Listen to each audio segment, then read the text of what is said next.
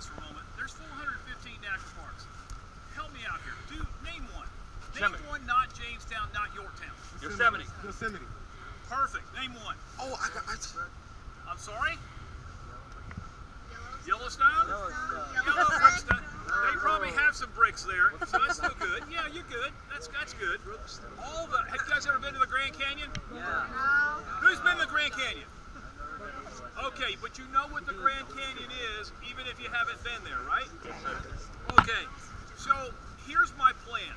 Unfortunately, President Obama left office too soon and never had a chance to hear my plan, okay? But here it is. This is what I think we should do with all that garbage in New York that they don't know what to do with. They send a lot of it here to Virginia, and they just keep making mountains out there. They're fake mountains. We have Mount Trashmore in Virginia Beach, right? That's exactly what we're doing. We're burying Virginia and New York's trash. My plan is this. We should send it all out to Arizona and put it in the Grand Canyon. Now hold on, hear me out. Okay, it's a mile deep, 7 miles wide, okay? It's perfect. Instead of building those mountains like this, right, that we will christen with some cutesy little name and make it a park, okay, probably a city park, put it in this hole. Years from now, when you're my age and they filled up the Grand Canyon with garbage, you can cover it all with dirt, build condos, amusement parks or something. How's that? Well, come on, be fair now. What are you going to do with the trash? Do you not like the idea? No. Okay. Why is it not a good idea? Really? Everybody agree with that? Yeah. I think the words were the Grand Canyon is good. Let's keep it like that. Okay. I don't know why you don't like the idea. It sounds pretty good. You want to preserve it too? Why? It's one of the 7 natural wonders of the world. We're not going to fill it up with garbage and build amusement parks and stuff on top of it, but it exists because your parents, your grandparents, and your great-grandparents thought it was spectacular.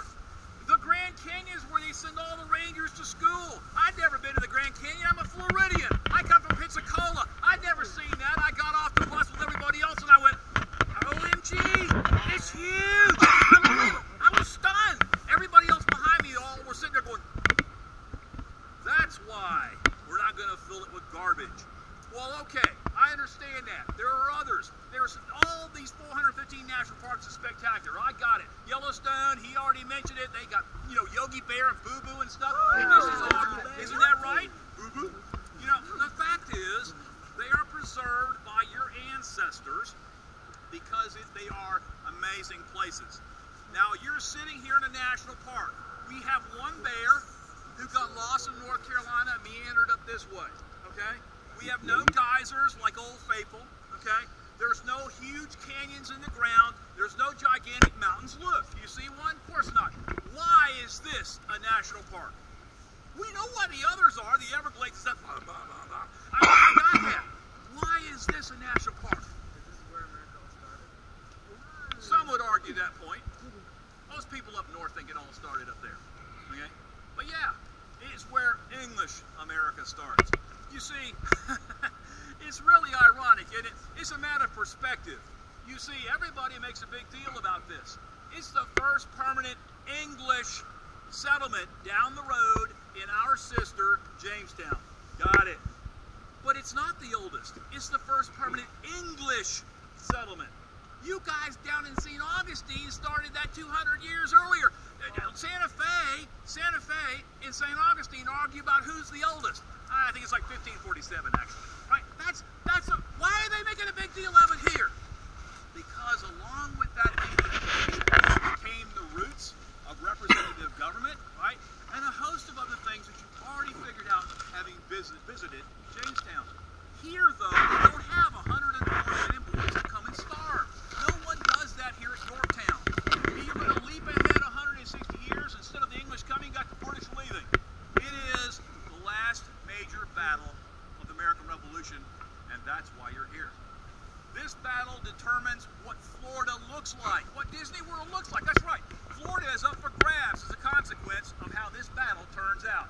What Spain looks like, or Holland, or France.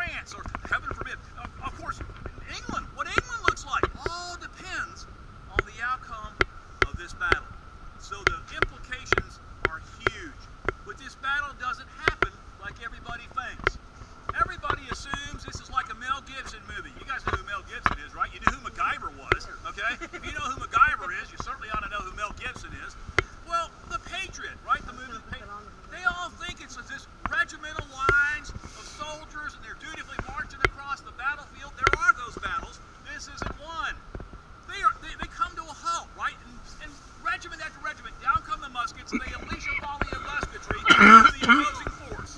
They reload and do it again. The two armies growing ever closer to each other. Not here. There are two axioms that you must grasp here or you're wasting your time. Yeah, really. This is another stop, and I think the last stop on your route. You could have just headed on home if you do not grasp these two things. The first thing, this is a siege. Now, I don't know if you know what a siege is, but a siege is a type of battle, okay? This is simply put where one army surrounds another army until it gives up. That's it. Nobody marches across the battlefield in those neat little regimental lines. It's a siege, and here's the second one. Don't miss it. It's a cannon battle. It is the largest collection of artillery cannons in the American Revolution. 375 cannon converged here 236 years ago, and the three parties involved will collectively fire between 30 and 40,000 cannonballs in 8 days. Between 30 and 40,000 cannonballs in 8 days? Just choose something between the high and low estimate. Okay, 35,000 cannonballs in 8 days. That would mean that somebody on this battlefield, right out here, is firing a cannon every minute of every hour of every day, non-stop, around the clock, for the better part of 8, almost 9 days. This is a horribly thunderous place to be. The British are right in here, inside the earthworks that they built. These mounds of dirt right here were much taller in the day. They were built by the British, right, in the month of August. You know what? August here is a lot like August where you live. It is the only month we have which in those days have static temperatures of 3 digits. Heat index is busting 110. That's what August is like here. That's when the British arrived on the 1st to build these earthworks that go all the way around the town, coming out by that bridge you see over there. It's 1.1 miles in length, and it's all built in August. The #1 complaint of the British troops is, oh my God, it's hot. And what are they wearing? Wool. Cornwallis's foot comes off the deck of his flagship right out there in that harbor. 47 ships. You see, here in Virginia, we teach all of our children via standards of learning. SOLs, we call them, okay? We tell the same thing to all the 4th, 5th, 6th, 7th, 8th, all across the colony of Virginia, the same thing. It doesn't matter if you're way out in the western part of the state, in the Shenandoah Valley, you get the same stuff you get here, right? That's how they do it here. That will work okay if you teach them the right stuff. If you make a mistake, all you did was just tell a bunch of kids in your state erroneous information. For example, we teach all of our 4th and 5th graders here, starting early, right, that the British march here. No, they don't. They're an island nation and a naval power. They don't walk anywhere. They can take a boat. They arrived right out there in the harbor on 47 ships. When? On the 1st of August, 1781. They set to work building these earthworks all the way around the town. The British never leave here. The British stay right in here. Hold that thought. When we walk, we'll talk. The British are all in here, behind the trees over there, right? A 50-acre town. They never leave the town. This is the battlefield for the British. Nobody marches across the battlefield in those neat little regimental lines. It does not happen. It's a siege and a cannon battle. But to understand this, when you leave here today, and you're taking a little snooze on the bus, heading on back, and all these little figures of soldiers in the Revolution dancing in your head, yeah, I'm sure that's going to happen. But if it did happen, you need to understand the cannons they're standing next to. Turn around for a moment. Quickly, here we go. I can sum it all up for you and you'll be ready for Jeopardy. Here it goes. I was drugged here by my parents 58 years ago as a 10-year-old against my will. I didn't want to come here, but my mother and my father drug us to battlefield after battlefield after battlefield. My father was a Vanderbilt graduate and a history major, and he was all about it. Oh, battlefield. You know what my father's definition of a battlefield was? It could be as simple as someone spit on somebody. We're going to go see it. Oh my gosh, all over the place, mostly Civil War battlefields. And we came here. My mother insisted that we always go on the battlefield walks with the Rangers, so I feel your pain, okay? But I don't care, okay? You also suffer right along with me, okay? We're out here and this guy says, the Ranger, right? And this is a 6-pounder.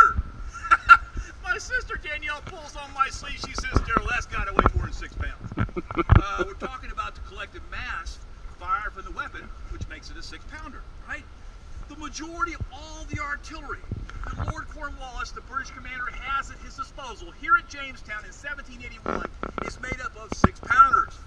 He's a commander of a field army in His Majesty's service. They have to come hundreds of miles. I mean, they come 1,000 from Charleston, taking the long way. You don't want heavy stuff you can't pull. You want light things like this one right here. You see, if you could fabricate, if you have your imagination glasses on, if you could fabricate a laboratory, right, and you could put that cannon in it, and if you could control everything within that laboratory, the temperature, the humidity, crosswinds, whatever, and you could elevate that cannon to 45 degrees. Most cannons you can't do that to.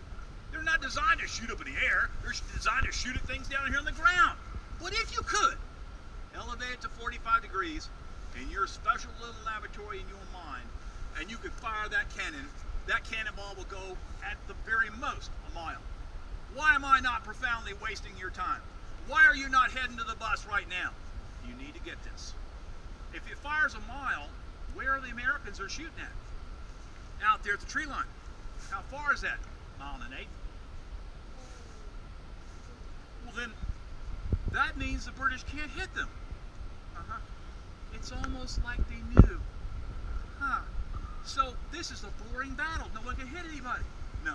The Americans bring the one over there. See that black tube over there? It's an iron gun. They paint them black, keep it from rusting. That black gun, right, is an 18-pounder. Fires 3 times the mass, twice the range. You do something wrong with this, don't you?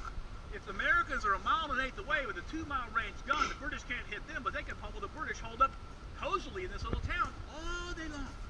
And there's nothing the British can do about it. Is that embarrassing? Yep, it is if you're the British, isn't it?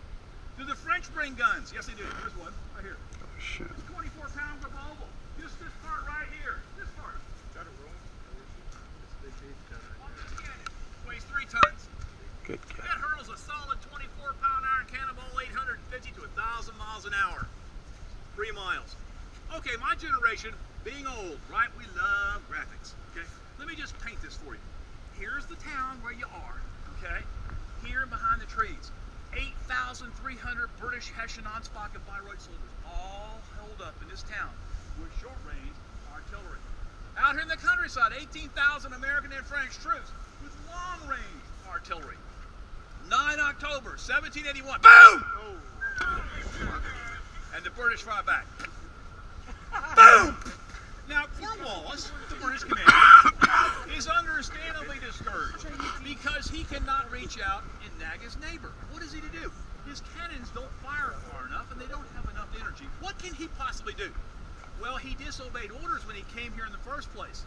Yeah, he was supposed to stay in the Carolinas and Georgia, but fate unwound in the way that it did, and he ended up here, partially by choice, partly by fate.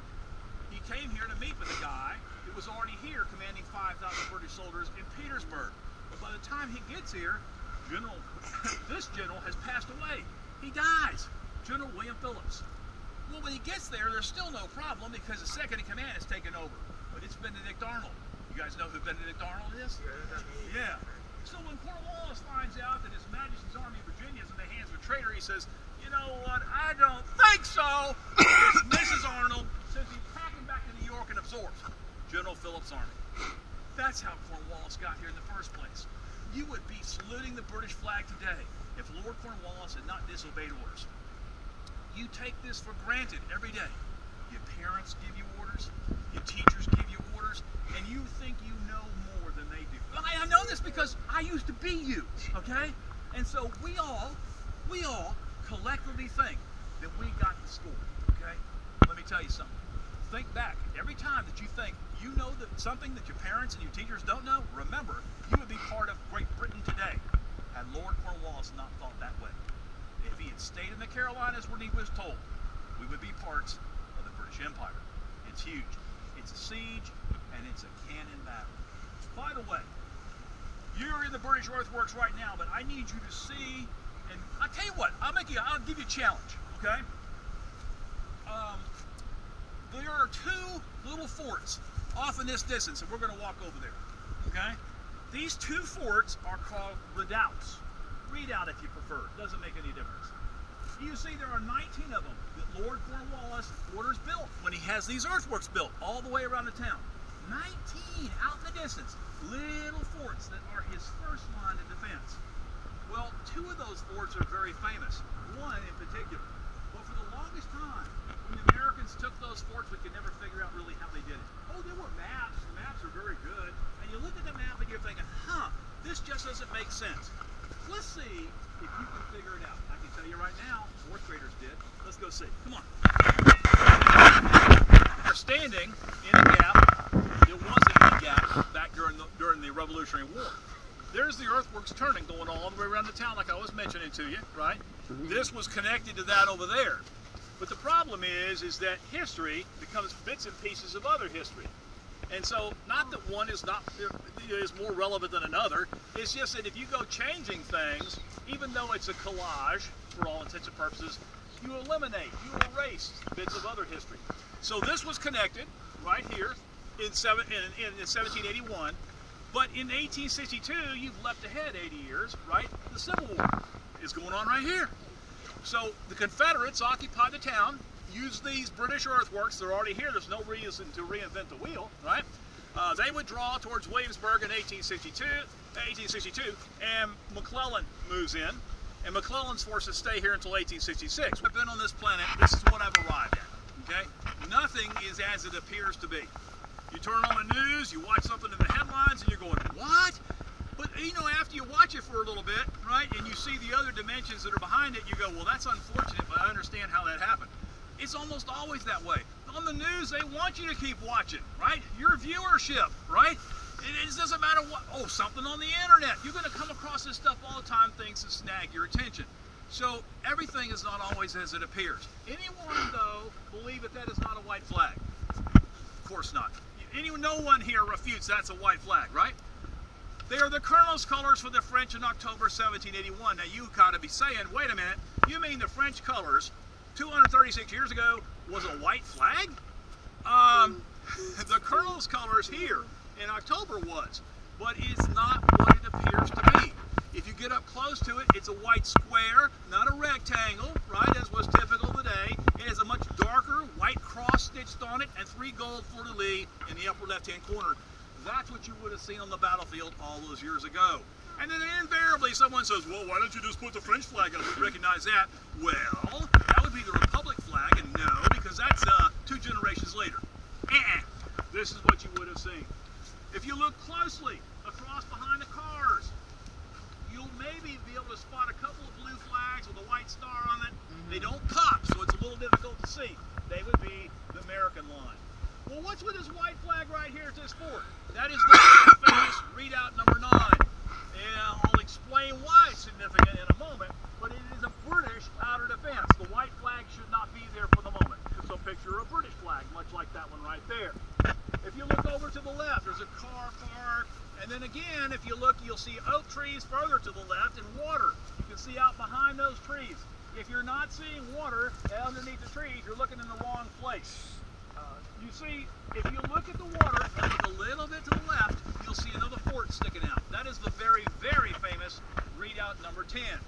Readouts 9 and 10 are 2 of 19 redans and redoubts that went all the way around the town, now lying behind the trees as the British first line of defense.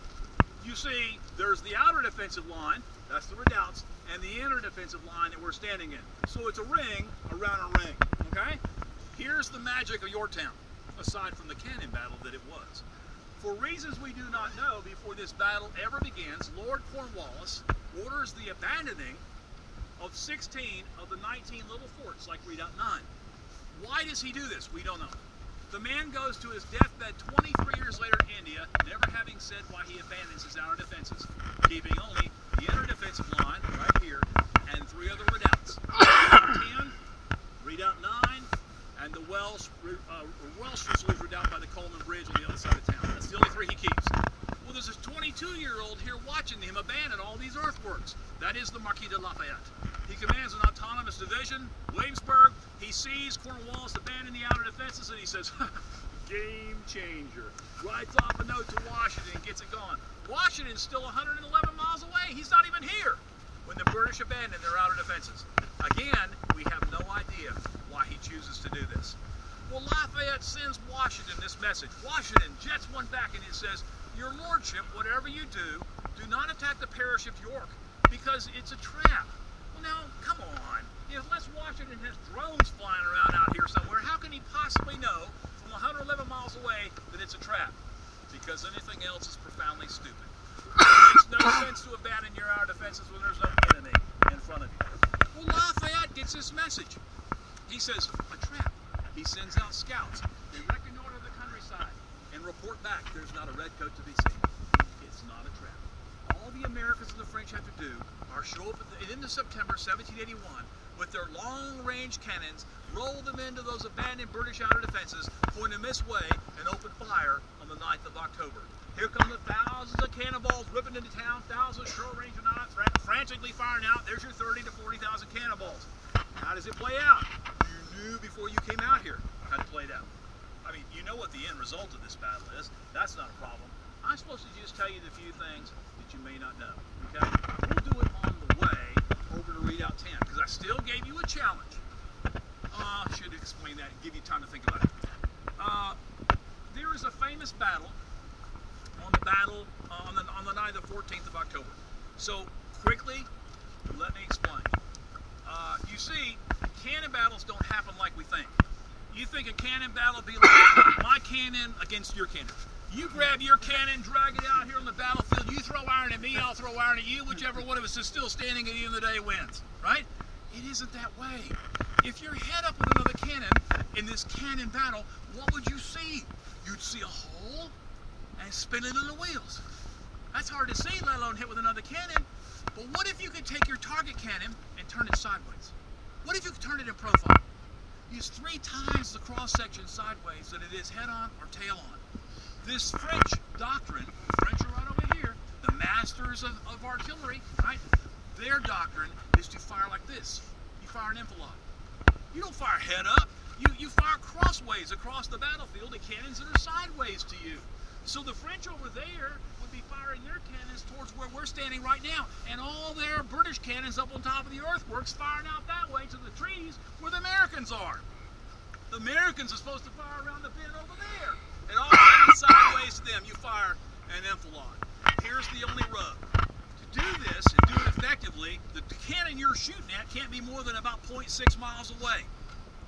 Okay, well the French are right here. They're 400 yards away. Good. Where are the Americans? They're out there at the tree line, and how far did I say? 1.1 miles. They're way outside the 0.6 miles. The Americans can overshoot the town, they can hit the town, they can hit these earthworks, but they can only barrage fire. They can't hit what they're aiming at. Beyond 0.6 miles, it's just a cannonball flying through the air.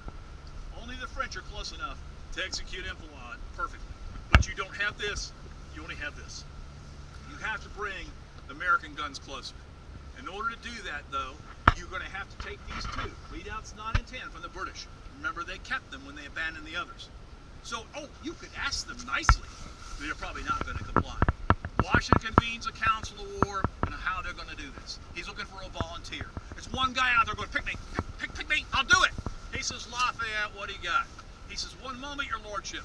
Calls over a 3rd guy. He says, everybody, I'd like you to meet Lieutenant Colonel Alexander Hamilton. He's been working on a plan. Tell him, Alex. Alex says, you know, the night of the 14th of October will be good. The moon will be down at 5:44 in the afternoon. It'll be pitch black out here. Washington says, like it.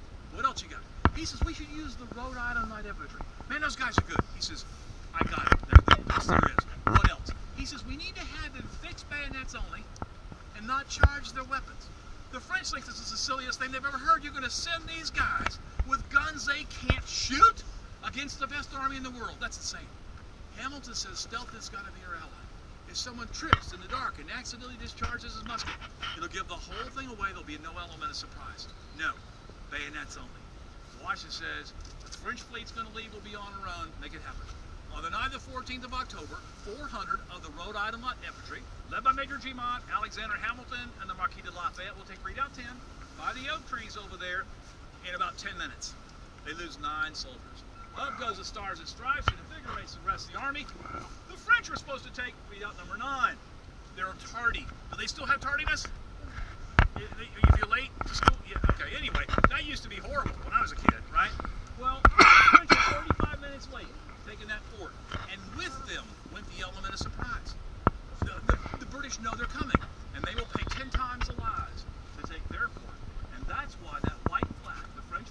lies right there to this day in the middle of the Grand American Battery, because the French took it at great expense. In the hours of darkness that remain after taking the two forts, readouts 9 and 10, anyone that can handle a spade, pick, or shovel will build an earthwork that links everything together with the French. Well, darn, if these earthworks are still here, we ought to be able to see it. You can. If you look behind the truck, the black truck, look at the trees. Look at the bottom of the trees. You can see it. Can you see that? A little 2 or 3 foot tall earthwork runs all the way across the battlefield. It even picks up way back in the back, as far as the field goes till it hits the trees. That was 13 feet tall, 1,500 yards long, and built overnight. That's impressive. And the heavy cannons, the American cannons, are behind it by morning. Can't you picture Cornwallis strolling out? He's got that swagger stick in his hand, you know, those puffy pants. Smells like victory. And they're right there. They weren't there when I went to bed, but they're there now. And I'm staring down the barrels of 18 and 24 pounders, and Cornwallis has his final epiphany.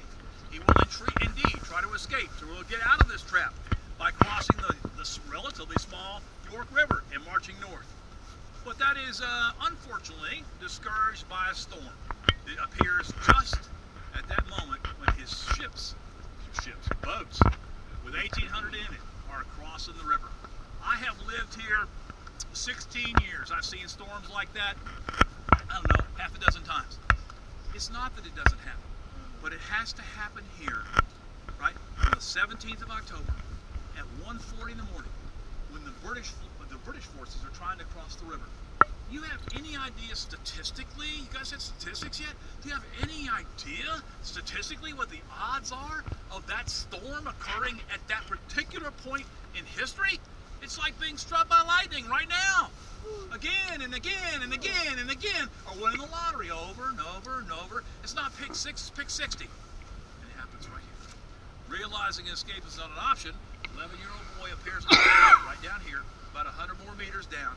He's a drummer boy for the British. When he signals what is known as a cadence, the French understand when he's drumming and all of their cannons fall silent. The Americans keep popping them off. They don't know what this is, never heard this before. They're never on the winning side. And so once the French explain it to them, and all the cannon are silent, an officer appears, a young man's right, with the obligatory white flag, not that one, and a proposal from Lord Cornwallis that they meet at the Moore House and discuss the terms of surrender. I'm not kidding. The outcome of this battle will determine the outcome of world wars still to come. And Afghanistan, Iraq, Syria, all of that depends on the outcome of this battle. It's huge. Now, I had to tell you that in advance of this, or the challenge is no good. We couldn't figure out how the famous Alexander Hamilton, right, took Redoubt 10 over there. On the maps that he drew, he shows taking his forces right up between Redoubt 9 and Redoubt 10. Remember, the Americans are out there to treat, going right between the two forts. How does he do that? How do the British not see the Americans going right between these two forts? You can't possibly answer yet. Hold your thought, because you're gonna have all the information. Give me 5 minutes. When we get over there, we couldn't for the longest time figure this out. And that's the challenge back to the 4th graders, because a 4th grader figured this out. And I will tell you what it was she said when we get over there. We're going that way.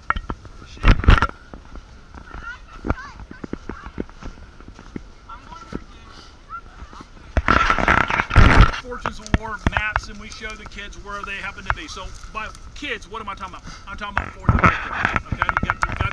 All right.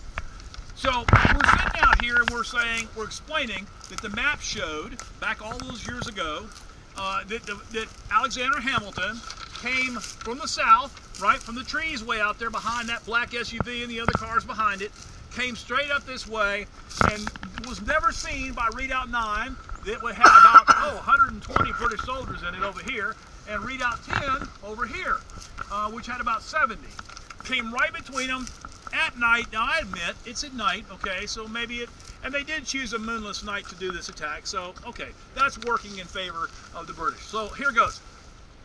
They're in the Air Force. Oh man! Oh, sorry. So anyway, so they come up here and they couldn't figure it out. Let's see if you can follow me. This is where it was with the Razor. They stood underneath these trees. The sweet gum tree actually gets an awful lot of dense leaves on it. They're standing over here in the shade. It's May, right?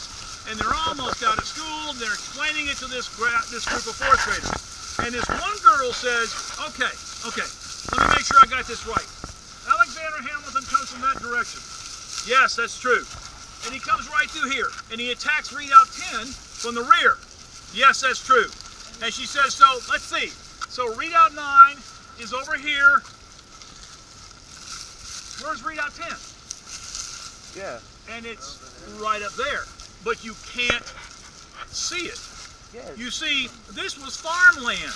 In the day, this was 236 years ago, right? So even this would have been even deeper than it is 236 years ago. So coming through here was sheer genius.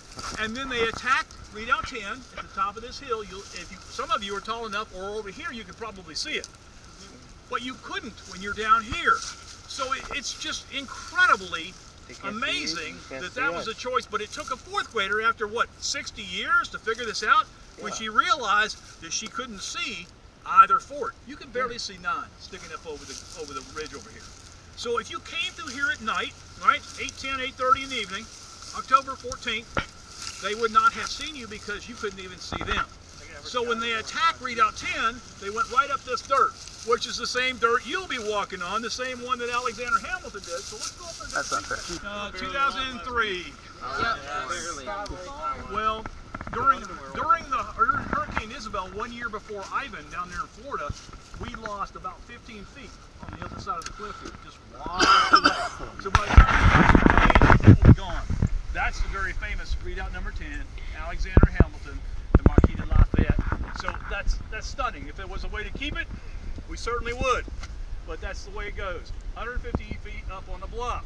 In any event, we got to take a little walk. When we do, we're going to go past the marker, and you're going to look at the marker, and you're going to say, what's with the black guy? That's what you're going to say. You're going to see this guy is drawing on a wayside marker over here.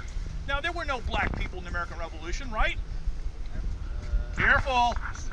Yes. Yeah. I'd go with yes, too. About 5,000, right? This fort was taken largely under Alexander Hamilton with black troops. Well, that's funny because that's not in any of the paintings. It's not in any of the paintings. So it's pop history. You learn one way when actually I told you things are hardly ever as they appear to be. I told you that up there, right? You always, this is why your teachers have you, I took me years to figure this out. This is why they have you look stuff up. More than one place. Do you ever wonder why that is? You got to go look and find it in 3 sources, 4 sources. Why? Isn't one source good enough? I can go to Wikipedia and be done here. Isn't that? Because you can find a half a dozen depictions of history. They expect your parents and your teachers to use what's between these and arrive at your own conclusions. There are people lined up all over the place, metaphorically speaking, waiting to tell you what to think. There's no shortage of this. Like I said, if you find it in a textbook, is it true? No. Not always. That's right. I have a textbook from when I was here all those years ago. They said there's nothing to see at Jamestown because it's washed away. Apparently not, okay? But I still have the textbook. So in this particular case, you cannot always believe it. You must do the research and arrive at your own conclusions. Yes, 5,000 Africans, Rhode Island Light Infantry, led by Major G-Mont, Alexander Hamilton, and the Marquis de Lafayette. They take this fort. That's 3 out of every 4. That's amazing. Why is it included in history? Let's take a little stroll. You got to go towards the button. Siege. Oh, I like that. It was a siege. Absolutely. And what was the second axiom? What kind of a siege? A cannon battle. Cannon battle. I raised my So, hand. if this is the case, here we go. This is where you fail. Okay? Who's battling whom? Who was here? Who was here? British and the German and the French versus Americans. So the Americans are here. Who was out there with the white flags? You can see Right. that. Where are the British? Yeah. Where you came from, right? Up at the visitor center. Absolutely. When they do surrender on the 19th of October, 1781, they will spend the British and the Hessian and the Ansbach Bayreuth soldiers too in prison camps for 2 more years. So it's not like to let them all go home and we'll just do the handshake and the hug and the kiss and off they go. No, 2 more years. In any event, until what? Until the Treaty of very good, 1783. Close enough. Just a little dyslexic. That's good. That's good. That's great. So, and who is Alexander Hamilton? We were just talking about that. Not what is Alexander Hamilton. Who is he? Who is this guy? Is he a hero? Yes. Well, he certainly is a little bit, but I tell you what, here's the thing. Remember I told you up there at the visitor center, we were standing in the earthworks that built the inner defensive line for the British. And I said the decision was made that they would, by Hamilton, that they would fix bayonets only and not charge their muskets. You remember that? That is really key. They argue about this to this day. Why would he do that? If you're going to do that, aren't you sending, though, your own soldiers at a disadvantage? Yes? No? What do you think? Well, they did it because, like, if someone fell tonight and they accidentally shot their gun, Okay. the whole stealth aspect was gone. That makes good sense. But some suggest that this is a chance to prove to the French they're as good an army as they are. Now, if that was the case and you were a commander, would you commit forces into such a disadvantage just to prove a point? Because they never fire a shot. It's all done at the end of at the point of a bayonet. Would anybody do that? And here's the deal. Everybody says that no commander would ever do that just to make a point. Oh yeah? Remember, he goes to a duel as a matter of honor. This is awful lot of macho going on here, right? Would he do that? Yeah, I could see him doing it. There's also little bits that you come across where they actually ask for volunteers to attack. You know, volunteer? When's the last time you ever heard of the military looking for volunteers? Okay? Usually you just do what you're told to do, right? But they're looking for volunteers. Is it because they all agree that they're going to do it without firing a shot? What do you think? I was going to ask, what's a bayonet? What's a bayonet? It's 19 inches of steel on the end of the musket. So it's what goes through you. You may fire one time and what have you got after you fire? You got a long stick, right, with a bayonet on it. It becomes a long knife, okay? In any case, so that's pretty good. You guys got this down pat. Here's what you have to do when you leave.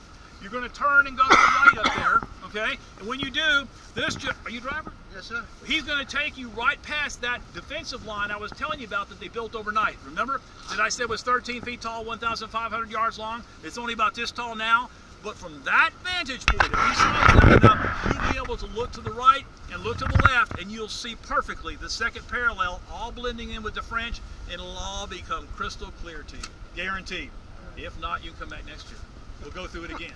Thanks, guys. Thanks for spending time with me. We'll see you. Have a nice